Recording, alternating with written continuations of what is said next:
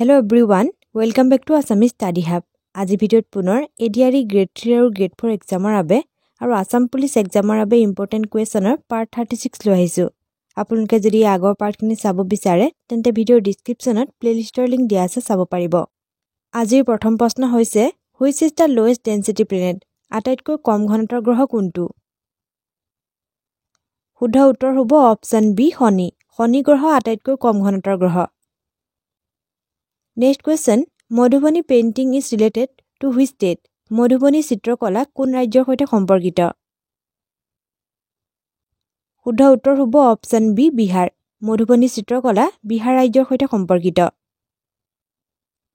Next question, who was the first editor of the Assam Tribune? Assam ট্ৰিবিউনৰ প্ৰথম সম্পাদক কোন আছিল? শুদ্ধ উত্তৰ হ'ব অপচন ডি লক্ষ্মীনাথ ফুকন। অসম ট্ৰিবিউনৰ প্ৰথম সম্পাদক আছিল লক্ষ্মীনাথ ফুকন আৰু ইয়াৰ প্ৰতিষ্ঠাপক আছিল Radha Gobinda Barua. Next question, in which ocean is Mariana Trench located? Mariana Trench কোনখন মহাসাগৰত অৱস্থিত? শুদ্ধ উত্তৰ হ'ব অপচন ডি প্ৰশান্ত মহাসাগৰত। Next question, which film received the best film award at Oscar Awards 2024? কোনখন চলচ্চিত্ৰই অস্কাৰ বঁটা 2024ত শ্ৰেষ্ঠ চলচ্চিত্ৰৰ বঁটা লাভ কৰিছে? শুদ্ধ উত্তৰ হ'ব অপচন সি অপেনহাইমাৰ। অপেনহাইমাৰ চলচ্চিত্ৰই অস্কাৰ বঁটা 2024ত শ্ৰেষ্ঠ চলচ্চিত্ৰৰ বঁটা লাভ কৰিছে। Next question, in which year was the Reserve Bank of India nationalized? ভাৰতীয় ৰিজাৰ্ভ বেংকৰ ৰাষ্ট্ৰীয়কৰণ কোন বছৰত কৰা হৈছিল? শুদ্ধ উত্তৰ হ'ব অপচন সি 1949। 1949 চনত ভাৰতীয় ৰিজাৰ্ভ বেংকৰ ৰাষ্ট্ৰীয়কৰণ কৰা হৈছিল। Next question, who is known as Indian Bismarck? ভাৰতীয় বিছমাৰ্ক বুলি কাক জনা যায়? শুদ্ধ উত্তৰ হ'ব অপচন সি চৰ্দাৰ বল্লভভাই পটেল। চৰ্দাৰ বল্লভভাই পটেলক ভাৰতীয় বিছমাৰ্ক বুলি জনা যায়। Next question, Assam Oil Company was constituted in Assam তেল কোম্পানী কেতিয়া গঠন কৰা হৈছিল?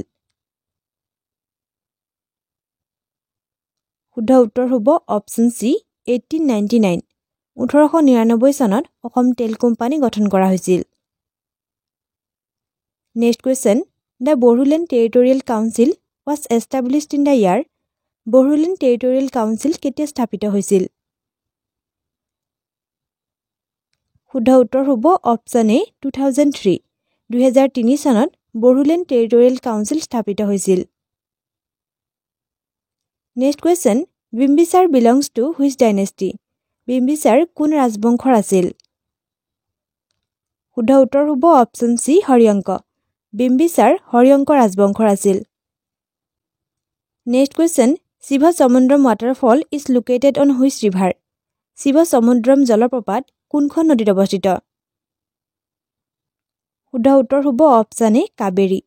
শিৱসমুদ্ৰম জলপ্ৰপাত কাবেৰী নদীত অৱস্থিত। Next question, the Ajanta caves are located in? Ajanta গুহাসমূহ ক'ত অৱস্থিত? শুদ্ধ উত্তৰ হ'ব অপচন এ মহাৰাষ্ট্ৰত। Next, what is the Raimana National Park famous for? Raimona ৰাষ্ট্ৰীয় উদ্যান কিহৰ বাবে বিখ্যাত? শুদ্ধ উত্তৰ অপচন ডি সোণালী বান্দৰ। ৰাইমনা ৰাষ্ট্ৰীয় উদ্যান সোণালী বান্দৰৰ বাবে বিখ্যাত। ৰাইমনা ৰাষ্ট্ৰীয় উদ্যান কোকৰাঝাৰ জিলাত অৱস্থিত। Next question, Dews is a term associated with? Dews শব্দ কিহৰ সৈতে সম্পৰ্কিত? শুদ্ধ উত্তৰ হ'ব option D lawn tennis. Dews শব্দ লন টেনিছ খেলৰ সৈতে সম্পৰ্কিত। Last question, what should be the minimum age of candidates for panchayat elections? Panchayat নিৰ্বাচনৰ বাবে প্ৰাৰ্থীৰ নিম্নতম বয়স কিমান হ'ব লাগে? শুদ্ধ উত্তৰ হ'ব অপচন সি 21 বছৰ। পঞ্চায়ত নিৰ্বাচনৰ বাবে প্ৰাৰ্থীৰ নিম্নতম বয়স 21 বছৰ হ'ব লাগে। ইয়াৰ আগৰ পাৰ্টত আপোনালোকক সোধা প্ৰশ্ন আছিল the total number of district in Assam? অসমৰ বৰ্তমান মুঠ জিলাৰ সংখ্যা কিমান? অপচন কেইটাৰ ভিতৰত শুদ্ধ উত্তৰ হ'ব অপচন সি 35। বৰ্তমান অসমৰ মুঠ জিলাৰ সংখ্যা 35খন হয়। আজিৰ প্ৰশ্ন, which is the harvest festival of Kerala? কেৰালাৰ শস্য চপোৱা উৎসৱ কোনটো? অপশ্যনছ হৈছে বৈশাখী, পোংগল, লোহৰী, ওনাম। এই প্ৰশ্নৰ উত্তৰ আপোনালোকে কমেণ্ট কৰি জনাওক।